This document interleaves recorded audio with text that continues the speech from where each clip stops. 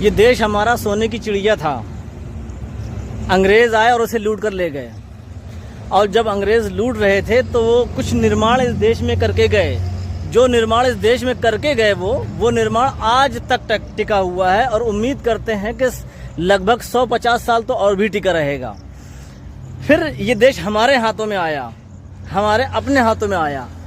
तो जब हमारे अपने हाथों में हमारा देश आ चुका, हमारा देश हमारा घर है, तो अब ऐसा क्यों हो रहा है कि कोई भी निर्माण अब टिकता नहीं है? कौन लूट रहा है इसे? कौन जिम्मेदार है इसका? आखिर लूट करके ले कहाँ जा रहे हैं ये लोग? हम लोग अपने आप को देशभक्त कहते हैं कि हम देशभक्त हैं। हम अलग अलग पदों पे बैठे हैं, बड़े बड़े अधिकारी बने हुए हैं, इंजीनियर बने हुए हैं, और हमारे बनाए हुए निर्माण अब टिक नहीं रहे हैं। और हम आ जाते हैं अपने शहर कालपी में। तो कालपी में 4 साल पहले बना ये ब्रिज, जिसे 20 साल 50 साल चलना चाहिए, वो 4 साल भी कायदे से नहीं टिक पाया। क्यों? ऐसा क्यों होता है? या हमें कुछ बोलना चाहिए, हमें आवाज़ उठानी चाहिए इसके बारे में, क्योंकि चुप रहना, मैं समझता हूँ चुप रहना उन गुनहगारों और भ्रष्टाचारियों को साथ देने के बराबर है। ये ब्रिज जगह जगह से टूट रहा है, चटक रहा है, जर्जर हो रहा है, फैल रहा है, भसक सकता है। यहाँ पे कौन मरेगा? हम, आप, हमारे आपके अपने दोस्त, यार, रिश्तेदार, किसी को इसकी परवाह नहीं है। हमें तो बोलना पड़ेगा ना।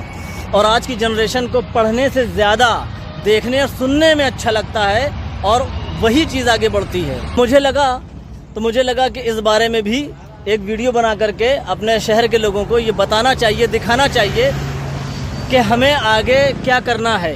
हमें आगे अपनी आवाज़ उठानी पड़ेगी, क्योंकि कोई हादसा होने के बाद ही प्रशासन सामने आता है, लोग सामने आते हैं और मदद करने के आते हैं। हमें मदद नहीं चाहिए, हमें भ्रष्टाचार मुक्त निर्माण चाहिए, जिससे हमारे लोग, हमारे शहर के, हमारे देश के लोग सुरक्षित महसूस कर सकें और सुरक्षित जीवन जी सकें। कितने लोगों ने ही इसमें जाने गंवाई। तो होना चाहिए। ऐसा क्यों करें हम क्यों तभी आवाज़ उठाएं जब हमारे क्षेत्र के लोग, हमारे मोहल्ले, हमारे रिश्तेदार, हमारे अपने लोगों की जान चली जाए, हम तभी आवाज़ उठाएं।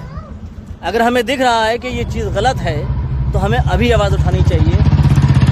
अब जो ये 6 लेन पास हुई है, अब हमें आपको इस पर पूरी नज़र रखनी होगी, क्योंकि 4 लेन बनने के बाद 6 लेन पास हो चुकी है। और 6 लेन में भी ऐसा नहीं है कि भ्रष्टाचार नहीं होगा। आप हमारे शहर में भ्रष्टाचार नहीं कर सकते, हमारी जानों के साथ खिलवाड़ नहीं कर सकते। मुझे आपसे लाइक नहीं चाहिए, प्लीज़ लाइक नहीं चाहिए। आप इस